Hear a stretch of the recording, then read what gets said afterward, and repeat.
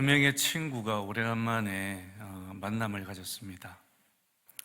근데 한 친구가 계속 원망 아닌 원망을 합니다.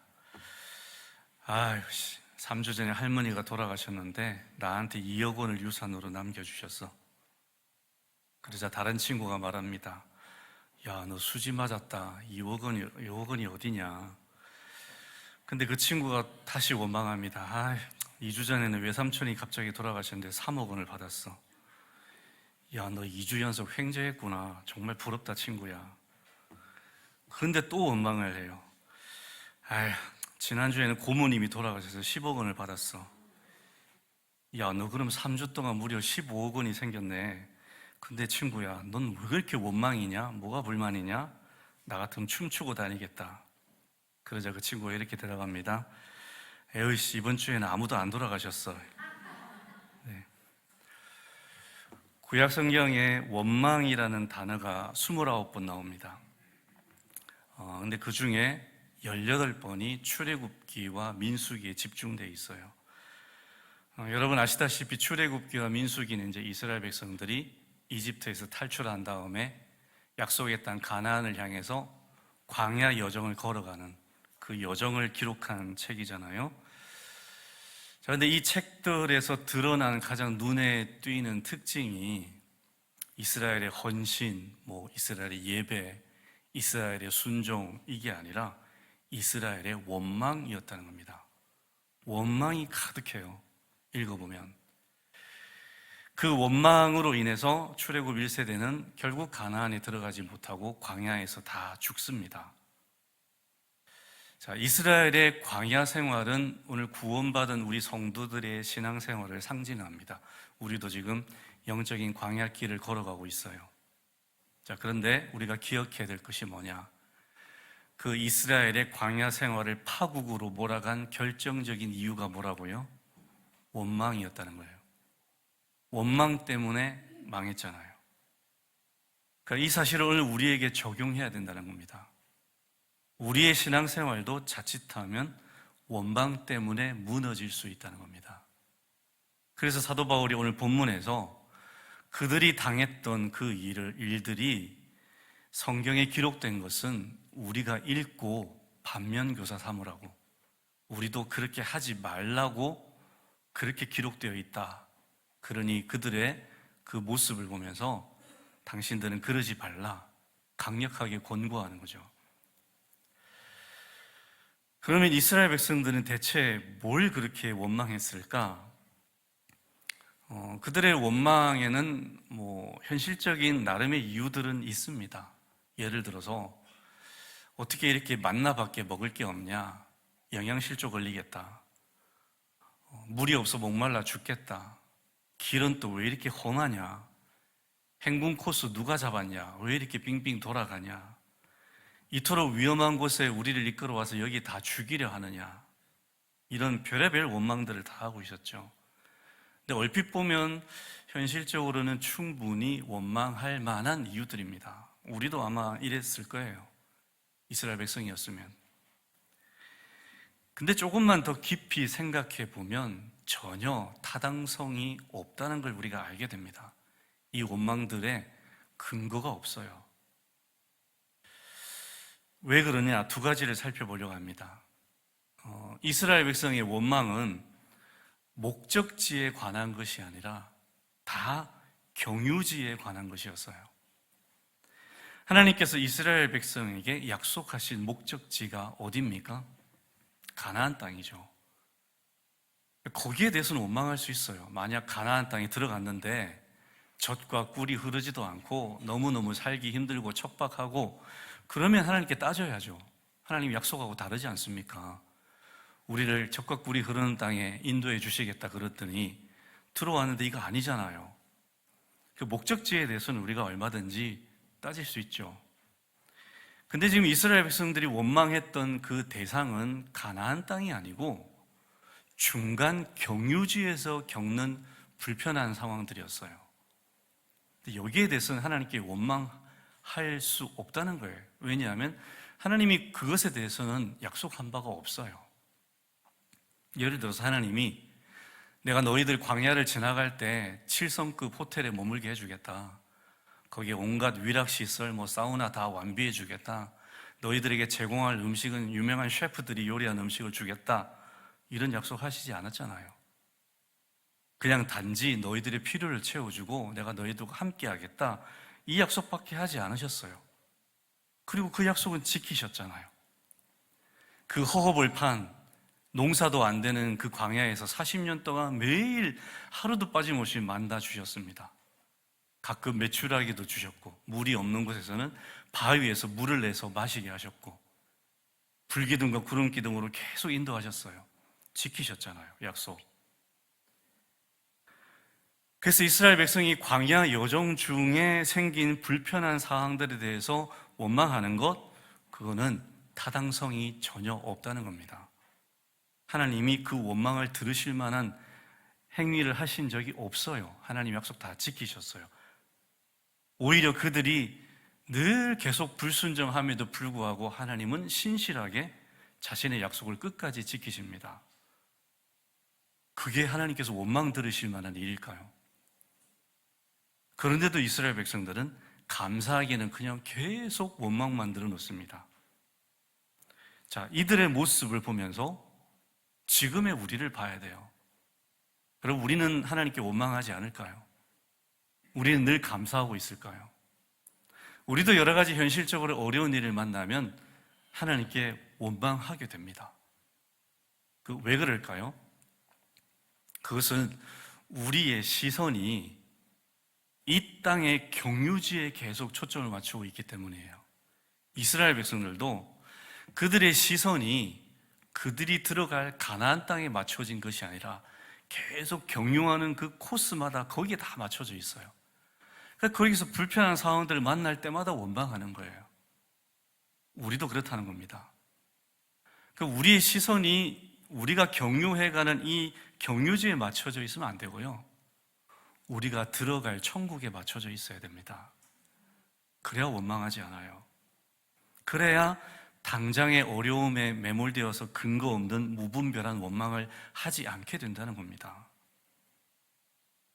일제 강점기 때 우리 조선인들이 만주에 많이 건너가서 살았습니다. 근데 거기가 이제 자신들이 원래 살던 본토가 아니잖아요. 건너가다 보니까 이제 그분들이 거하던 거주지가, 집들이 굉장히 정말 열악했어요. 지붕에서 막 비가 오면 비가 다 새고, 벽이 막 갈라져서 바람 숭숭 들어오고, 만주가 얼마나 더 춥습니까? 그런데 그분들이 집을 안 고쳐요. 왜 안 고쳤냐?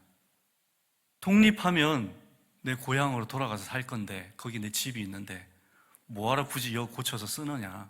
그냥 잘 견디면 되지. 그러니까 이분들의 시선이 어디에 맞춰져 있냐 하면 그 만주라는 경유지가 아니라 돌아갈 본향에 맞춰져 있는 거예요. 그러니까 이 경유지에서 겪는 불편들을 다 감수하잖아요. 우리가 이렇게 돼야 된다는 거예요. 신앙생활 하는 동안 현실적으로 원망할 일이 왜 없겠습니까? 원망할 일들이 많죠. 그런데 우리가 반드시 기억해야 될 사실은 하나님께서 우리에게 약속하신 것은 목적지, 천국이라는 거예요. 내가 너희들을 그곳에 들어가게 해주겠다, 이 약속을 하셨지. 내가 너희들을 천국 가는 여정 내내 정말 편안하고 안락한 코스로만 인도해 주겠다라고 보장하신 적은 없다는 거예요. 우리가 이 사실을 기억해야 됩니다. 오히려 예수님이 우리에게 이렇게 말씀하셨죠. 너희들은 신앙생활 하는 내내 어떤 길을 가라 그러셨어요? 넓은 길 가라 그러셨습니까? 좁은 길 가라 그러시잖아요. 좁은 길이 편안한 길이며 아니잖아요. 좁은 길 올 때 우리 보고 뭐라 그러셨어요? 너희를 부인하고 뭘 지고 오라고요? 너희 십자가 지고 오라. 우리가 가야 할 길이 이 길이에요. 좁은 길. 그것도 십자가 지고, 날마다 십자가 지고 가는 길. 그 길을 하나님께서 오라 그러셨어요. 그 길이 편한 길입니까? 아니잖아요. 현실적으로. 우리는 그 길 가야 돼요. 이거 자꾸 잊어버리니까 조금만 불편한 일이 생기면 원망하는 겁니다. 그러므로 우리가 구원의 여정 동안 우리가 거쳐가는 경유지들에서 만나는 모든 불편한 상황들, 어려움들, 이거 사실 하나님께 원망할 계제가 아닙니다. 하나님 그걸로 원망 들으셔야 될 분도 아니고요. 오히려 우리는요, 나 같은 죄인이 정말 영원히 멸망당해서 불못에서 영원토록 고통당해야 될 나 같은 죄인이 하나님의 한량없는 은혜로 구원받아서 이렇게 천국 여정에 참여하게 되었다는 그 사실 자체만으로도 늘 감사 찬양 올려드려야 됩니다. 이것이 우리가 해야 될 일이에요. 근데 계속 원망해요. 여러분, 그런 속담이 있지 않습니까? 물에서 건져놨더니 뭐 찾는다고요? 저와 여러분이 하고 있잖아요, 지금. 물에서 건져놨더니 그 감사하지 않고 늘 보따리 내놔라 그래요, 하나님 앞에. 말이 안 되는 거잖아요. 얼마나 배은망덕합니까, 사실 이게. 우리 물에서 건져 놓은 것만 해도 평생 감사드려야 돼요. 아니, 영원히 감사드려야 돼요. 근데 계속 보따리만 찾고 있어요. 하나님 보실 때 얼마나 속된 표현으로 어이가 없으시겠어요. 우리가 이렇게 여기 와서 예배 드리고 있는 거, 이거 여러분 은혜입니다. 내가 믿음이 좋아서 여기 와서 예배 드리는 거 아니에요. 하나님이 내 믿음을 지금도 지키고 계세요. 그래서 예배 드리고 그래서 예수 믿는 거예요. 내 믿음이 좋아서가 아니에요. 그 베드로 얘기가 성경에 기록되어 있지 않습니까? 예수님이 너 오늘 밤에 세 번 나를 부인할 거다. 베드로가 펄쩍 뜁니다. 주님 무슨 말씀하십니까? 저 이래봬도 주님 수제자예요. 저 주님 절대 부인하지 않습니다. 베드로는 자기 믿음에 대해서 확신이 있었죠. 호언장담했어요. 근데 어떻게 됩니까? 세 번 부인하잖아요. 근데 베드로가 그러고도 믿음에서 떨어지지 않았어요. 그 이유가 뭘까요? 자기가 믿음이 좋아서 회복했어요? 아니잖아요. 누가 기도해 주세요? 예수님이 말씀하셨어요. 네가 분명히 나를 세 번 부인할 거지만 내가 너의 믿음이 떨어지지 않도록 기도해 주겠다 그러셨어요. 그럼 베드로는 그렇게 엄청난 죄를 짓고도 무너지지 않고 다시 믿음 회복하고 천국 가게 된 것이 그 사람 믿음 덕분이에요? 아니잖아요. 예수님 덕분이잖아요. 오늘 저와 여러분도 마찬가지예요. 우리가 믿음 좋아서 지금 신앙생활을 하고 있는 게 아닙니다. 주님이 지금도 우리를 위해서 기도하고 계세요. 그 덕택에 믿음 지키고 신앙생활 하는 거예요. 내가 이렇게 예배 잘 드리고 뭐 헌신 잘하고 헌금 잘하고 이거 내 믿음이 좋아서 천만의 말씀입니다. 전부 다 주님의 은혜예요. 늘 감사하며 살아야 됩니다. 찬양하며 살아야 돼요. 주여 내 믿음 지켜주셔서 이 험악한 인생길 가면서도 제가 믿음에서 떨어지지 않고 끝까지 주님 따라가게 하시니 감사드립니다. 내가 가는 이 여정이 비록 험하고 힘들지만 그 길 끝에 천국이 있게 하시니 감사드립니다. 이러고 가야 되는 거예요. 그래서 저와 여러분의 마음속에 입술에 원망이 아니라 이것에 대한 감사 찬양이 넘치게 되길 바랍니다. 두 번째는 이스라엘 백성들이 원망해서 안 되는 이유는 그들이 걸어갔던 그 여정이, 그 힘든 여정이 하나님께서 친히 마련하신 최선의 길이었기 때문입니다. 이스라엘 백성들이 그 광야를 지나가는 코스마다 예민하게 굴어요. 왜 편한 길 놔두고 이렇게 거칠고 물도 없는 길 가게 하냐? 이렇게 힘들게 가게 하냐? 곧장 가면 될 텐데 왜 빙빙 돌아가게 만드냐? 가는 곳마다 툴툴거립니다. 근데 이 원망들이 과연 타당성이 있는 원망들이었을까? 그렇지 않습니다. 신명기에서 1장에 보면 이런 말씀이 나와요. 하나님께서 행군할 때마다 그들보다 먼저 앞서 가시면서 장막 칠 곳을 예비해 두시고 불기둥과 구름기둥으로 그들이 갈 길을 인도하셨다라고 되어 있어요. 그러니까 그들이 갔던 그 광야의 코스가 비록 환경적으로는 굉장히 척박하고 불편했던 것이 사실이지만 그러나 그 코스는 모세가 인도한 것도 아니고 모세의 장인 호밥이 인도한 것도 아니고 하나님께서 친히 마련하신 코스였다는 거예요. 최적의 코스, 더 이상의 코스는 없습니다. 근데 그곳을 지나가면서 이러쿵저러쿵 계속 원망하는 것은 이런 얘기죠. 하나님, 이게 정말 최선입니까? 이 정도밖에 안 되시는 겁니까? 하나님 앞에 이렇게 얘기하는 거잖아요. 이 얼마나 불경스러운 발언입니까? 근데 우리가 그러고 살아요. 하나님, 이게 최선입니까? 제 인생에 이게 최선입니까? 이 정도밖에 안 하십니까?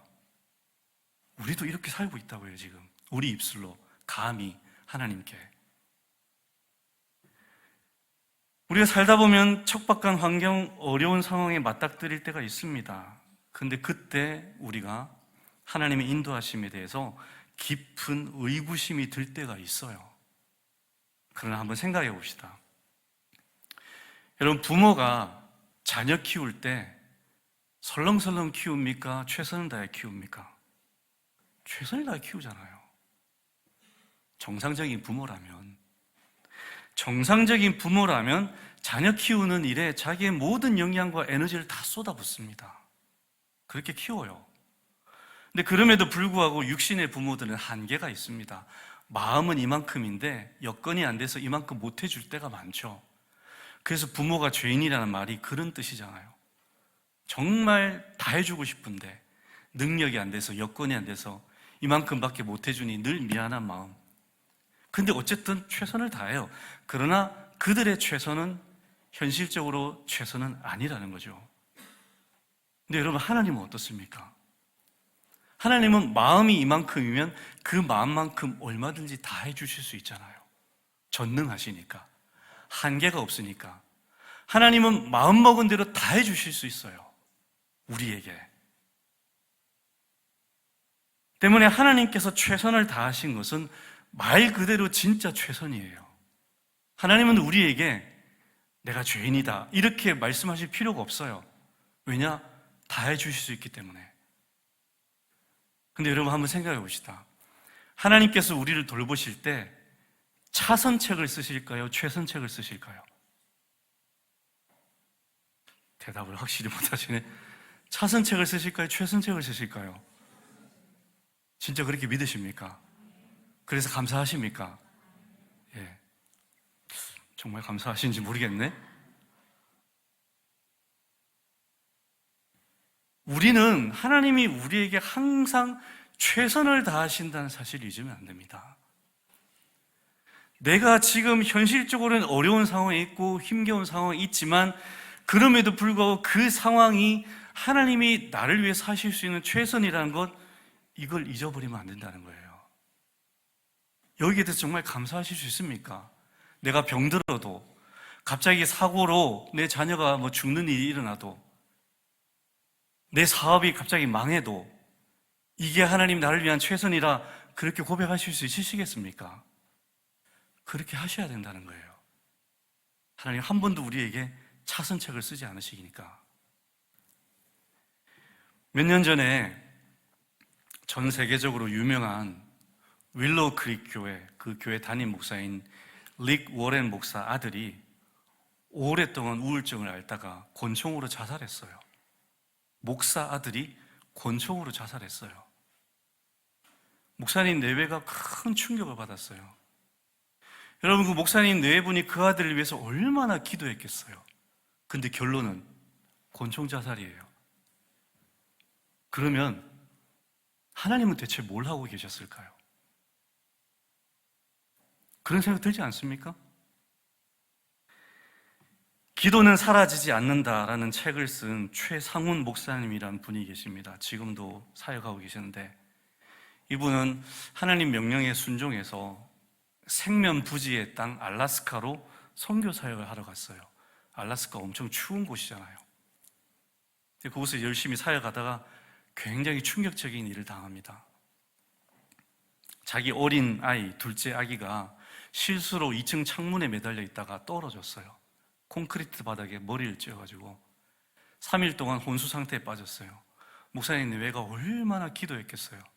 근데 그 아이가 결국 숨을 거둡니다. 그래서 큰 절망에 빠졌어요. 하나님을 원망하게 됩니다. 근데 며칠이 지나고 이제 장례 다 치르고 목사님이 어느 교회에서 울면서 기도하는 도중에 하나님의 음성을 들어요. 사랑하는 아들아, 네 마음을 내가 안다. 아들을 잃은 안타까움이 바로 내 심정이다. 낙심하지 마라. 너의 아들이 지금 나와 함께 천국에 있다. 사랑하는 아들아, 앞으로 네가 만지는 곳마다 내가 치유하고 역사할 거다. 그래서 이 이후로 목사님은 누구를 위해서 기도하면 그 사람 병이 다 나아요. 근데 생각해 봅시다. 그러면 굳이 이 아들 데려갈 필요 뭐가 있어요? 그냥 신유원사 주시면 되지. 이게 과연 최선일까요? 만일 지금 우리가 당하는 그리고 앞으로 당할 답답한 현실에 대해서 하나님께 여쭙습니다. 그럼 하나님 뭐라고 대답하실까요? 미안하다. 내가 최선을 다하지 못했구나. 그렇게 대답하실까요? 아닙니다. 지금은 비록 네가 도저히 이해하기 힘든 상황에 놓여 있다 할지라도 나는 여전히 너와 함께 있고 나는 여전히 너를 위해 최선을 다하고 있고 너를 위해 선을 이루고 있다. 하나님 분명히 이렇게 대답하실 거예요. 로마서 8장 32절에서 사도 바울이 이렇게 선포합니다. 자기 아들을 아끼지 아니하시고 우리 모든 사람을 위하여 내주신 이가 어찌 그 아들과 함께 모든 것을 우리에게 주시지 아니하겠느냐. 아멘이십니까? 정말로 아멘이십니까? 하나님 우리를 위해서 아들도 죽이셨어요. 그런 분이 우리를 위해 최선을 다하지 않으신다? 이거 말이 되는 얘기겠습니까? 아들까지 주셨는데 뭘 더 아끼시겠냐 그러잖아요. 내가 너희들을 위해서면 뭘 더 못 주겠는데 내 아들도 줬다 너희들을 위해서. 근데 내가 뭘 뒤에 숨기고 있겠냐. 그렇습니다. 하나님은 우리 인생의 여정 가운데 늘 최선을 다하세요. 비록 내가 이해할 수 없지만 납득이 안 되지만 그 상황 속에서도 하나님은 최선을 다하고 계신다는 거예요. 여러분, 하나님의 최선은 1차원적이거나 단편적이지 않습니다. 신묘막측해요. 예수님을 예로 들어봅시다. 예수님이 세례받고 올라오실 때 하늘에서 하나님 음성이 들렸어요. 너는 내 사랑하는 아들이다. 내가 너를 기뻐한다. 여러분, 하나님의 사랑은 온전한 사랑이잖아요. 영원한 사랑이고 무한한 사랑이잖아요. 그 사랑을 하나님이 예수님께 내가 너에게 이런 사랑으로 너를 사랑한다, 너를 기뻐한다 라고 말씀하셨어요. 얼마나 사랑하시겠어요? 그래서 하나님이 예수님의 인생에 얼마나 최선을 다하셨겠어요? 자, 그래서 하나님이 예수님의 인생에 최선을 다한 그 마지막 결과가 뭐예요? 마지막 결과가 뭐예요? 자기 아들을 십자가에 처참하게 죽게 내버려 두세요. 이게 최선을 다한 겁니까? 최선 다한 거잖아요. 이게 하나님이 자기 아들 예수님께 다하신 최선이에요. 그 최선이 아들을 처참하게 십자가에 죽게 하는 거예요. 그 예수님이 이게 납득이 안 되는 거예요. 그래서 돌아가시기 전에 3번 간절히 기도하잖아요. 아버지요, 이거 정말 당신의 뜻입니까? 아버지의 뜻이 아니라면 이거 옮겨주시고 뜻이라면 제가 가겠습니다. 이게 무슨 기도일까요? 우리식으로 표현하면 아버지, 이게 정말 최선입니까? 이게 저한테 해줄 수 있는 최선입니까? 라고 여쭙는 거잖아요. 그런데 그게 최선이었어요. 우리에게도 이런 일이 일어날 수 있다는 거예요. 우리가 하나님의 최선을 이해할 수 없을 때가 너무 많습니다. 근데 그럼에도 불구하고 우리가 하나님께 여쭙는다면 예수님이 받으신 그 응답 우리도 받을 거예요. 이게 최선이다. 네가 이해할 수 없을지라도 세월이 지나서 내 앞에 오면 이해하게 될 거다. 이게 최선이다. 그러니까 무조건 신뢰해야 된다는 겁니다. 왜요? 왜 신뢰해야 됩니까? 나를 위해서 누구까지 죽이셨기 때문에? 아들까지 죽이셨기 때문에. 이 사실을 놓치지 마십시오, 여러분. 나를 위해서 아들까지 죽이신 분이 뭘 더 아끼시겠냐고. 우리가 하나님께 기도합니다. 하나님 이거 주세요, 저거 주세요. 자, 하나님이 주실 수 있습니까? 없습니까? 다 주실 수 있어요. 뭔들 못 주시겠어요? 왜 안 주실까요? 안 주실 때는 안 주실 만한 이유가 있는 거예요. 내가 알지 못하는 이유. 그 마음을 이해해 드려야 된다는 거예요. 하나님 나를 위해서 아들도 주셨는데 이거 못 주시겠어? 근데 내가 아무리 구해도 안 주시네? 그러면 이유가 있으시겠지. 이러고 넘어가는 게 믿음입니다. 하나님 이걸 요구하시는 거예요, 우리에게. 나 좀 믿어주라. 내 사랑 좀 의심 좀 하지 마라. 너를 위해서 지금도 최선의 길을 내가 앞서가면서 네 장막 칠 곳을 내가 예배하고 있고 네가 어디로 가야 될지 내가 늘 인도하고 있다. 그러니 제발 나 좀 믿어다오. 이게 하나님의 말씀입니다. 여러분, 이 하나님 믿어드리시기 바랍니다. 그러고 가는 게 신앙이에요. 살다 보면 막히는 길을 만날 때가 있습니다. 아무리 노력해도 안 열리는 길이 있어요. 그래서 멀리 돌아가야 할 때가 있습니다. 그런데 여러분, 그 멀리 돌아가는 길에 하나님이 동행하신 줄 믿으시기 바랍니다. 하나님이 함께 하시면 그 길이 지름길이에요. 결코 돌아가는 길이 아닙니다. 요셉을 보세요. 삥삥 돌아가잖아요. 노예가 됐다가 강간 미수범이 됐다가 인생 바닥까지 떨어지면 그러실 필요가 뭐가 있어요? 근데 빙빙 돌아가게 하세요. 근데 그 길이 지름길이었잖아요. 다윗 왕되게 해주겠다. 그럼 사울 당장 죽여서 왕관 씌우면 되잖아요. 근데 12년 동안 도망다니게 만듭니다. 빙빙 돌아가게 만들어요. 근데 그 길이 지름길이잖아요. 우리 인생도 마찬가지입니다. 때로는요, 우리가 가고 싶은 길이 다 막힐 때가 있어요. 어떤 분의 인생을 보면 원하는 대로 되는 게 하나도 없는 인생도 있어요. 처음부터 끝까지 다 안 돼. 다 빙빙 돌아가. 그러면 그 인생은요? 망한 인생입니까? 아니잖아요. 다 안 되는 길에도 누가 함께 하십니까? 하나님이 함께 하십니다. 그러면 그 길이 복된 길입니다. 그 길이 지름길이에요. 안 되게 하시는 거는 안 되게 하시는 이유가 있는 거예요. 우리가 앞으로도 내가 원하는 대로 다 안 될 수 있습니다. 극단적인 경우에는. 근데 그렇다 할지라도 우리는 하나님을 의심하면 안 됩니다. 나를 위해서 아들까지 죽이신 분이야. 나를 이렇게 빙빙 돌아가게 하게 하신 데는 분명한 이유가 있으실 거야. 내 계획보다 하나님의 계획이 훨씬 크고 완전해. 그분의 계획대로 이루어지는 것이 진정한 형통이야. 그러고 가실 수 있게 되길 바랍니다. 그게 우리가 앞으로 가야 할 길입니다. 그리고요, 우리가 지나가는 이 모든 길들이 다 경유지라는 사실을 잊지 마시기 바랍니다. 여기서 잘 되고 못 되고는 하나도 중요하지 않습니다. 우리가 진짜 잘 되어야 할 때는 천국에 들어가서요. 근데 그건 이미 보장되어 있잖아요. 내가 너를 천국에 들여서 너를 영원한 승리자로, 영원히 영광스러운 존재로 내가 만들어줄 거다. 약속하셨잖아요. 그거 붙들고 가는 거죠. 여기서는 어떻게 돼도 상관없어요. 상관없습니다. 제가 여러 번 설명드리고 설교했지만 거지 나사로 인생, 그 사람은 평생 자기가 원하는 대로 한 번도 되어보지 못한 사람이에요. 거지로 살고, 그것도 모자라서 병에 걸려가서 고름이 질질 나는데 개들이 와서 핥고 있어요. 그걸 일평생 그러고 살아요. 얼마나 비참합니까?